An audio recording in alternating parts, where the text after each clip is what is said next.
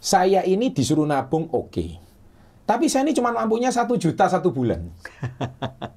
Pak, apakah saya saat ini dengan cuma nabung 1 juta 1 bulan itu, jujur Pak, saya masih bisa sukses nggak sih Pak?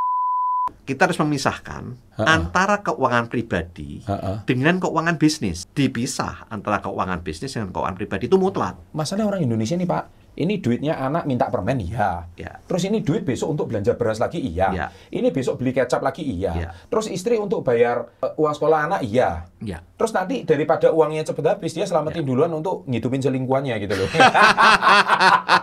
ini sering kali orang Indonesia seperti itu Pak. Ya. Jadi ini bingung, mereka tuh posnya gimana? Karena kalau sudah kelihatan duit, mereka tuh bingung bagi posnya. Ya.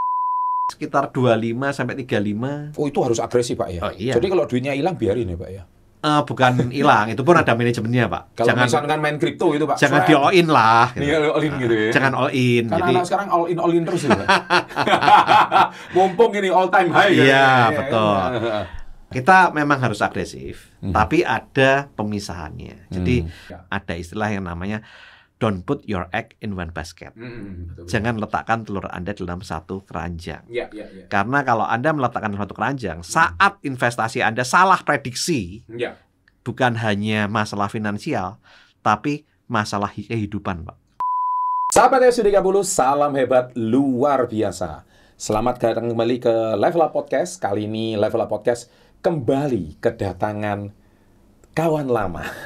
Yang mana beliau ini 4 tahun yang lalu sering menjadi narsum di Level Up, khususnya bicara soal keuangan, finansial, bisnis. Memang beliau ekspertisnya di bidang ini. Dan pada kesempatan kali ini, kembali Level Up akan, kalau saya sudah ngundang beliau, ini pasti bicara soal makroekonomi atau keuangan yang global. Welcome back Pak Tony. Ya. Terima kasih Pak Chandra. Nah, sampai ketemu. Sampai lama nggak jumpa lagi. Ya. Pak Tony, kalau ciri-ciri sahabat SU30, mereka tuh rindu dengan ketawanya Pak Tony. Karena mereka tuh senang dengar ketawanya Pak Tony gitu ya. Jadi kalau moga-moga kalau dengar Pak Tony itu mereka kecipratan hoki gitu loh. Ya. Kali ini kita mau bahas apa setelah yang satu ini. Welcome to Success Before 30 Level Up Podcast.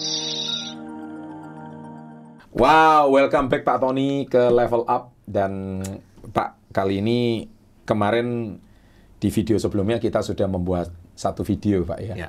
Gold sama Bitcoin itu mana yang lebih bagus gitu ya. Atau apakah menabung masih relevan. Dan ternyata saya baru tahu kalau Pak Tony ini ternyata punya kursus online gitu loh. Wah, saya tahu gitu ya, saya ikut Pak dari dulu. By the way Pak, memang Success Before 30 ini kan selalu level up. Saya pun juga tidak sembarangan merekomendasikan Pak. Kalau seandainya saya juga pengen Pak, sahabat SP30 ini level up terus Pak. Ilmunya level up, mereka juga ilmunya bertambah. Bapak kan sering ngomong soal teliti sebelum membeli. Nah, teliti itu ilmunya dari mana gitu. Rupanya Bapak punya kursus online yang mana mereka bisa ikut dimanapun gitu ya Pak. Baik. Nah, by the way Pak, kali ini tuh ini pertanyaan netizen pada umumnya Pak.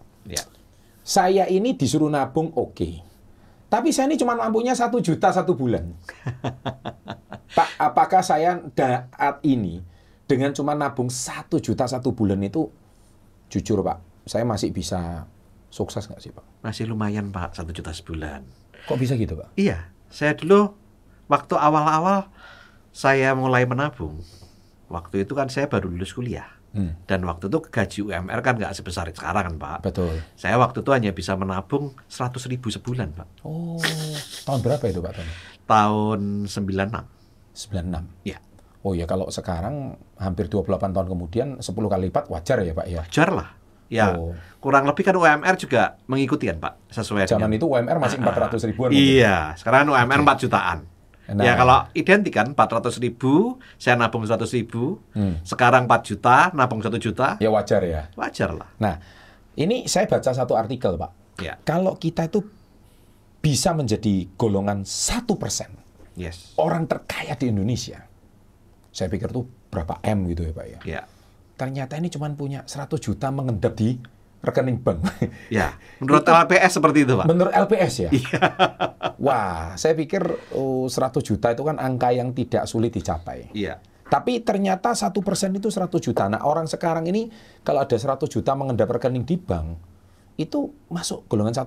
Berarti 1% itu 2,8 juta ya. Kalau sekarang penduduk Indonesia 280 juta ya, Pak. Betul. Berarti, Pak, memungkinkan, Pak ya. Kalau saya cuma bisa nabung 1 juta untuk dapat 100 juta mengendap itu memungkinkan ya, Pak? Sangat mungkin lah, Pak. Analoginya gimana? Coba Bapak, Ya, Bapak kasih kalau saya. Bapak 1 juta sebulan nabung, berarti berarti setahun 12 juta. Ya. Berarti 8 tahun, Bapak kurang lebih bisa 100 juta kan? Padahal itu belum termasuk bunga. Belum termasuk bunga. Kenaikan aset Iya. portofolio tabungan Iya. kita. Betul. Tapi gini, Pak, sebentar. Saya mau sharing sama Pak Tony. Masalahnya kita ngomong habit, Pak, ya, orang Indonesia, Pak ya.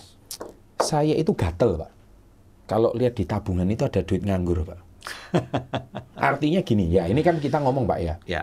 Tiba-tiba bulan kelima, Pak. Ya. Saya betul, pengennya sih idealismenya, teorinya, saya nabung 1 juta per bulan. Ya. Bapak punya ilmu apa supaya saya itu benar-benar nabung gitu loh, Pak. Supaya itu saya betul-betul tidak boleh tergoda untuk memakai uang yang sudah saya tabung. Bapak punya ilmunya nggak sih, Pak? Nah, untuk itu Bapak perlu yang Bapak perlu yang namanya manajemen keuangan, Pak. Oh, ya. Bapak harus membagi income yang Bapak miliki Oke. dalam pos-pos tertentu. Ya. Nah, saya biasanya memiliki 5 pos. Oke. Nah, jadi dalam hal ini untuk pos kebutuhan sehari-hari Iya. sendiri. Oke. Kemudian pos untuk Sebentar, Pak. Saya catat, Pak. Ya. 5 pos ya, keuangan ya, Pak ya. Ya. 5 pos MK lah ya, manajemen keuangan ya. 1, pos untuk kebutuhan sehari-hari. oh, kebutuhan sehari-hari. Betul. Oke. Terus kemudian pos untuk ya kalau kita punya keinginan, Pak. Keinginan ya. Ya. Oh, jadi beda itu, Pak ya. Beda. Masalahnya Kalau kita kita nih makan, bingung. kalau kita makan, Iya, itu kan kebutuhan. kebutuhan. Tapi kalau kita makan di restoran atau di kafe, Keinginan. itu keinginan. Oh iya, Betul. beda. Jadi yang penting cukup makan sama keinginan makan itu beda ya, Pak? Iya, betul. Oke. Terus kalau pos yang ketiga, Pak, apa? Nah, untuk orang yang punya utang kan harus bayar utang, Pak. Oh, Nah, iya, kita iya, harus iya. nyisihkan untuk bayar utang. Nah, masalahnya gini, Pak. Saya di video sebelumnya, Ya. ternyata ilmu bayar utang itu ada, Pak ya. Ada. Kan Itu utang harus dibayar, Pak. Betul. Masalahnya saya ini udah nggak mampu bayar hutang ini, Pak. Banyak netizen itu berpikirnya seperti itu. Iya. Saya ini utangnya bunga berbunga. Kemudian utang ini janji sama saudara. Makanya kan ada job, Pak. Bolehkah pinjam 100 asal silaturahmi tak putus itu? Betul, betul. Itu kan sebuah statement artinya betapa frustasinya Ya. kaum menengah bawah ini Ya. untuk bayar utang aja. Mereka itu udah nggak mampu. Ya. Apalagi nabung 1 juta per bulan. Ya. Apalagi pengen menjadi golongan 1%. Iya. Dan apalagi, ya intinya tuh rasanya kok berat sekali. Tapi tadi Bapak ngomong di video sebelumnya bahwa di ilmu manajemen keuangan, kursus manajemen keuangan itu, Bapak akan bongkar caranya untuk cara bayar utang, Pak. Iya. Itu ada Bagaimana ilmunya, kita memanage keuangan yang kita miliki Iya. untuk membayar utang. Oh, Kalau oke. nah memanage ini bisa macam-macam, Pak, caranya. Nah, nanti kita kupas di sana. Manage itu macam-macam. Iya. Ya? Oke. Jadi bayar utang, Pak ya. Pos ketiga ya. Pos keempat itu apa, Pak? Pos yang keempat untuk pos saving. Oh, pos Untuk tabungan. dana berjaga-jaga. Dana darurat ya, Pak ya. Iya, untuk proteksi, Pak. Kalau Oke. sampai terjadi sesuatu dengan diri kita Berarti atau keluarga kita ya. keluarga ya. Artinya dengan kita masuk ke pos dana darurat ini, berarti sebelumnya harus dibedakan antara kebutuhan sehari-hari, keinginan, sama bayar hutang ya. Ya. Masalahnya orang Indonesia ini gini loh, Pak. Kita ngomong sendiri, Pak ya. Ya. UMKM lah, Pak. Ya. Ini kan dilaci nih, Pak. Betul. Kita jualan tahu tek contohnya, jualan Betul. nasi goreng. Betul. Orang Indonesia ya, Pak ya. Ya. Siapapun yang nonton ini ya. Ya. Duit dilaci ini duit jadi satu, Pak. Itulah problemnya. Itu ya. Kita harus memisahkan antara keuangan pribadi dengan keuangan bisnis. Oh, berarti di kursus itu diajarin, Pak? Oh iya dong. Oh. Jadi ya, kalau untuk orang yang berbisnis harus dipisah antara keuangan bisnis dengan keuangan pribadi, itu mutlak. Masalah orang Indonesia nih, Pak. Ini duitnya anak minta permen, iya. Ya. Terus ini duit besok untuk belanja beras lagi, iya. Ya. Ini besok beli kecap lagi, iya. Ya. Terus istri untuk bayar uang sekolah anak iya. Ya. Terus nanti daripada uangnya cepet habis, dia selamatin duluan untuk ngidupin selingkuhannya gitu loh. ini sering kali orang Indonesia seperti itu, Pak. Ya. Jadi ini bingung, mereka tuh posnya gimana? Karena kalau sudah kelihatan duit, mereka tuh bingung bagi posnya. Iya, betul. Itulah sebabnya kenapa ada sebuah survei bahwa bisnis itu dalam 2 tahun pertama 80% rontok kan, Pak? Oh. Hanya 20% yang bertahan. Rontoknya itu salah satunya pengelolaan keuangan yang nggak baik. Biasanya itu salah satu Bukan karena bisnisnya nggak laku ya? Belum tentu. Bisa aja bisnisnya bagus, tetapi karena pengelolaan keuangannya nggak jelas. Nah, akhirnya bayar utang, bayar segala macam. Karena uangnya merasa dapat duit toh, dipakai. Nah, anaknya ngambil, bapaknya ngambil, ibunya ngambil, masing-masing bingung ngambil gitu. Iya. Nah, untuk operasionalnya gimana? Dikira itu duit keuntungan gitu ya? Iya. Padahal itu harus dibagi 5 pos ini ya, Pak? Iya. Di samping ini udah di luar 5 pos, ini hanya 5 pos untuk keuangan pribadi, Pak. Hah? Jadi untuk bisnisnya ini sudah harus terpisah dengan keuangan bisnis dengan keuangan pribadi ini dipisah. Nah, tuh, dengar ya kalian ya, baik-baik ya. Jadi kalian pikir uang yang dilaci itu adalah uang kamu pribadi. Ya enggak lah. Itu kan cara ngaturnya. Bahkan itu untuk tips, itu praktis nggak Pak ya? Untuk UMKM pun sangat praktis ya Pak ya? Sangat praktis. Kalau saya seorang PNS Pak, atau saya seorang karyawan, itu juga, ini posnya ini juga, misalkan saya terima gaji.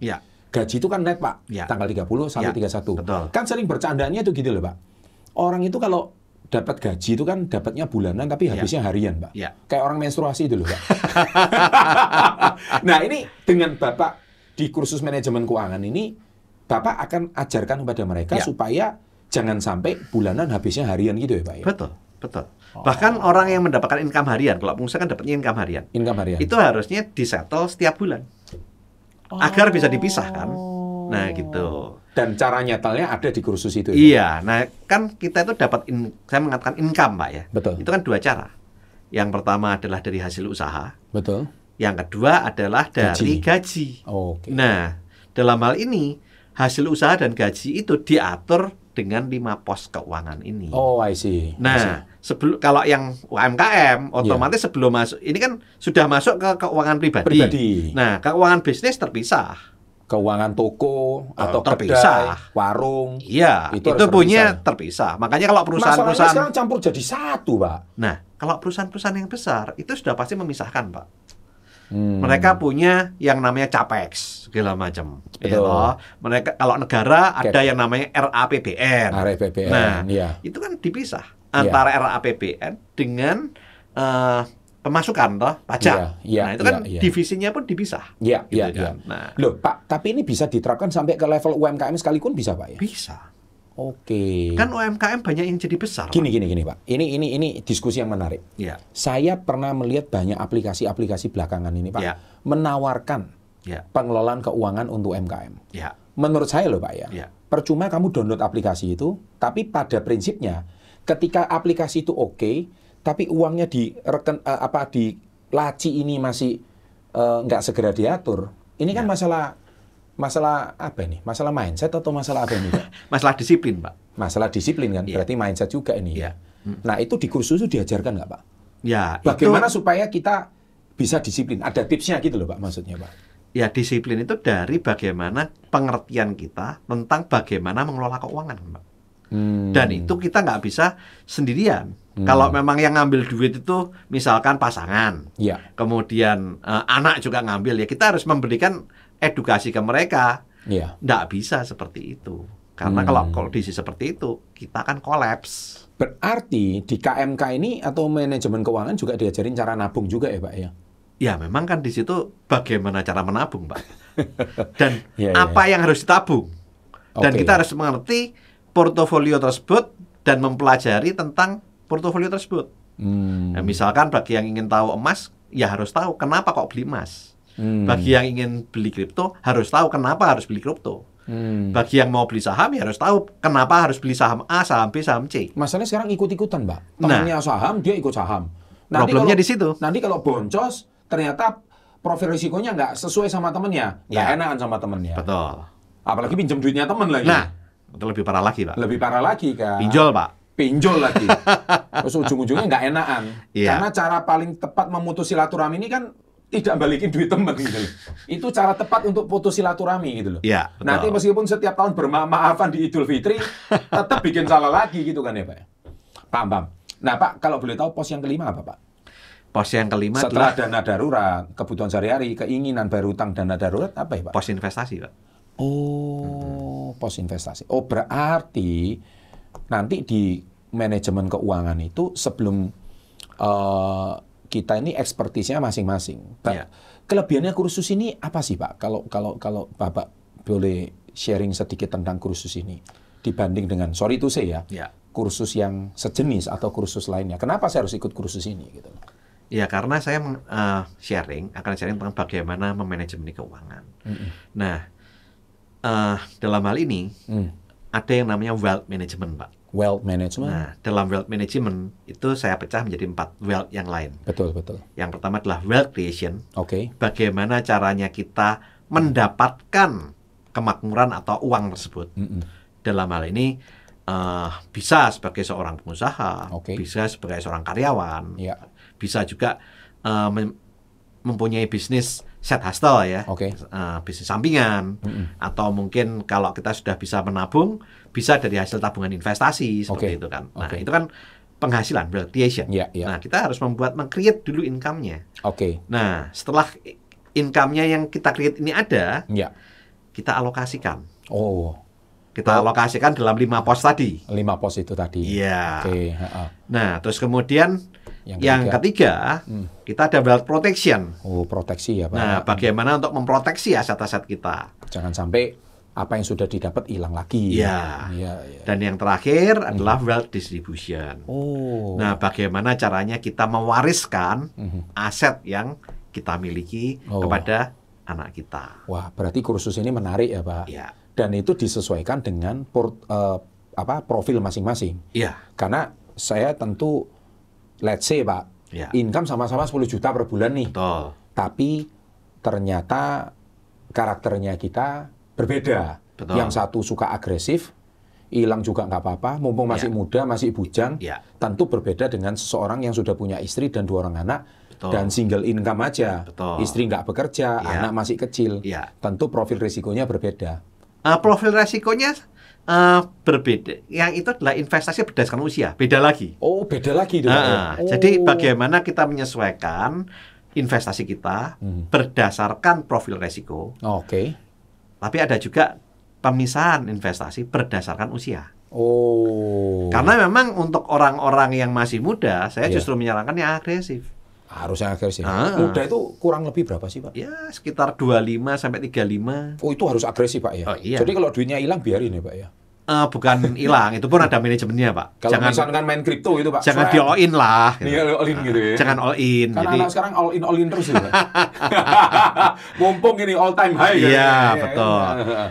Itu pun harus dikelola juga. Dikelola. Kita memang harus agresif, tapi ada pemisahannya. Jadi kalau di dunia investasi ada istilah yang namanya don't put your egg in one basket. Jangan letakkan telur Anda dalam satu keranjang. Karena kalau Anda meletakkan satu keranjang, saat investasi Anda salah prediksi, bukan hanya masalah finansial, tapi masalah kehidupan, Pak.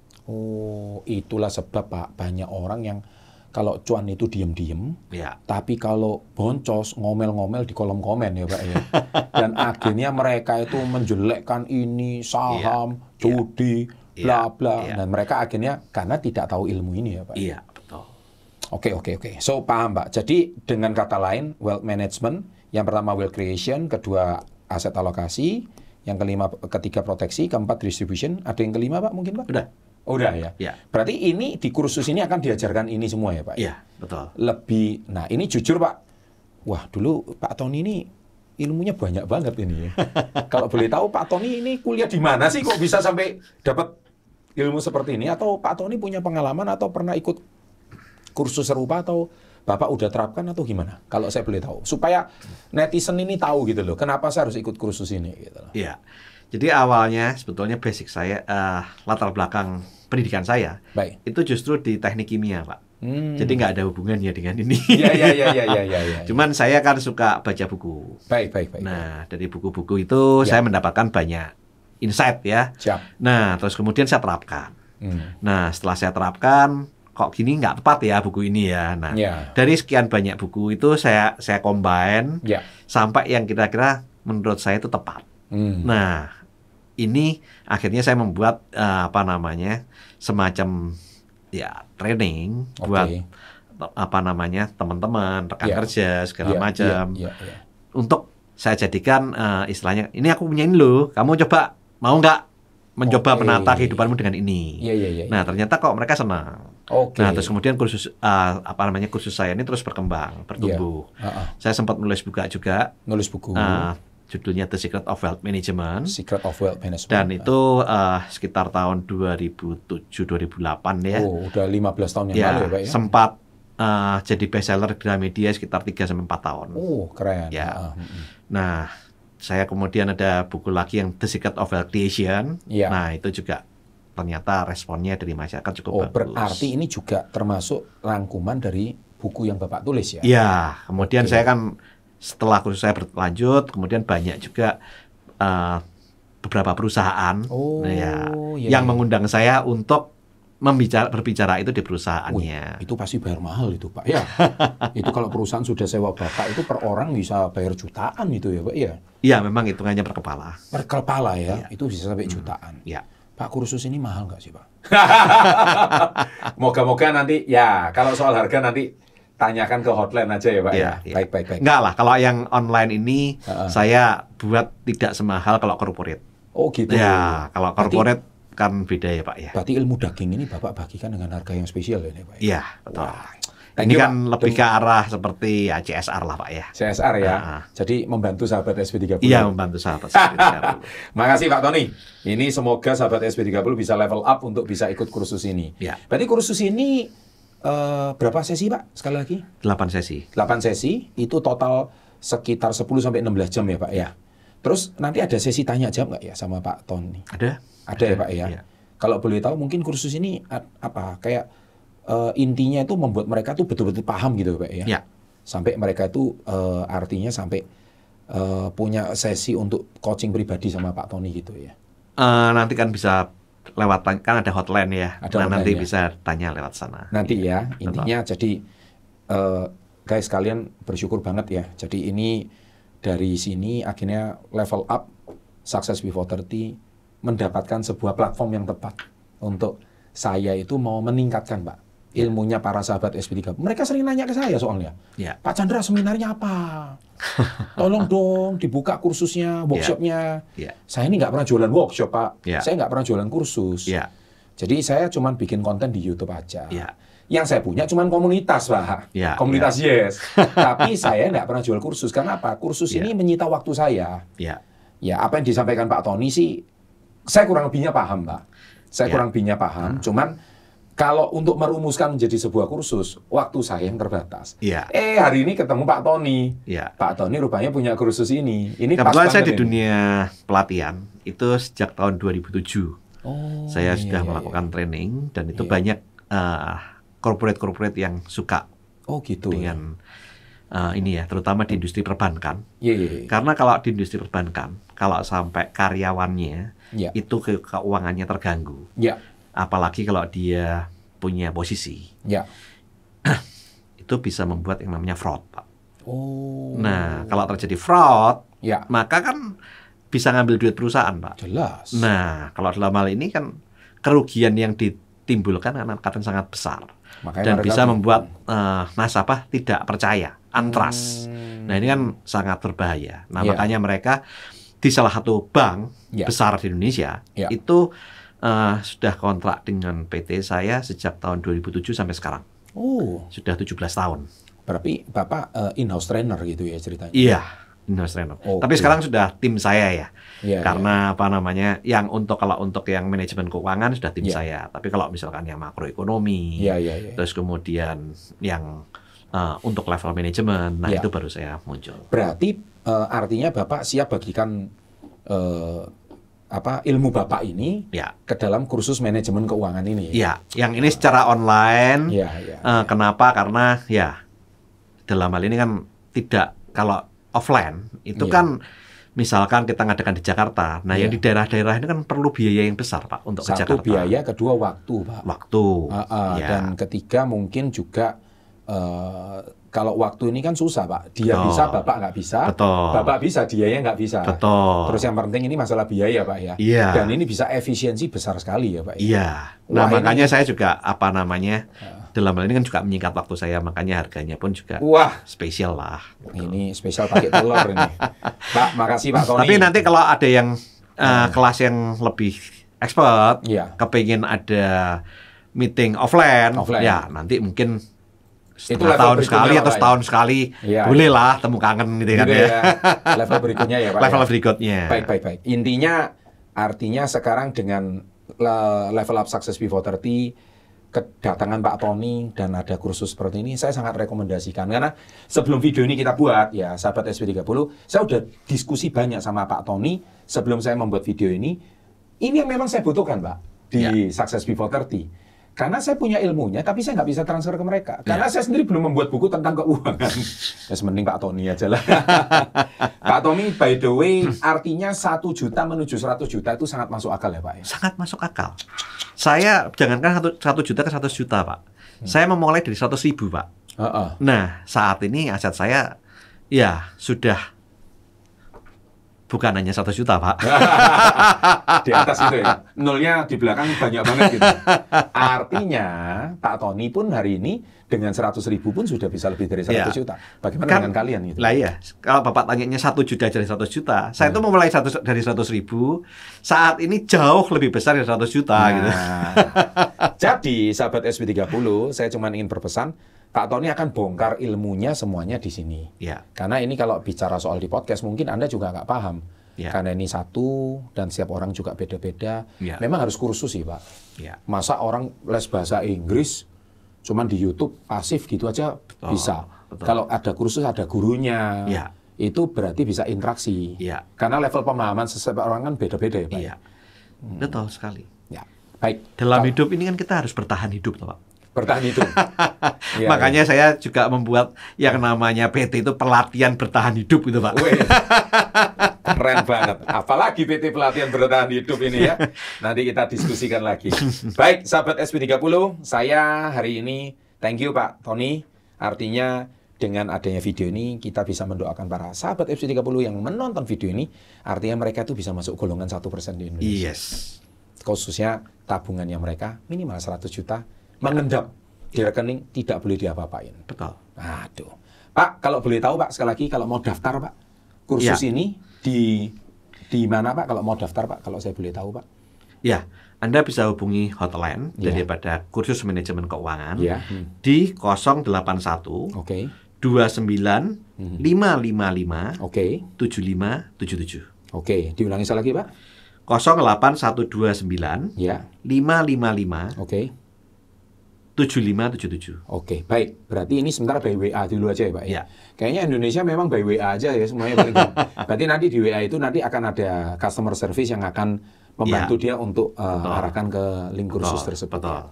Saya sendiri juga mau ikut, Pak. Siap. Ya, supaya saya juga level up lagi, Pak.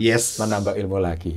Thank you Pak Tony sudah mampir ke Level Up Success Before 30. Sama-sama Pak Semoga Pak Tony sehat selalu. Amin. Jangan lupa like-nya. Dan mari kita tutup dengan salam kita, salam hebat luar biasa.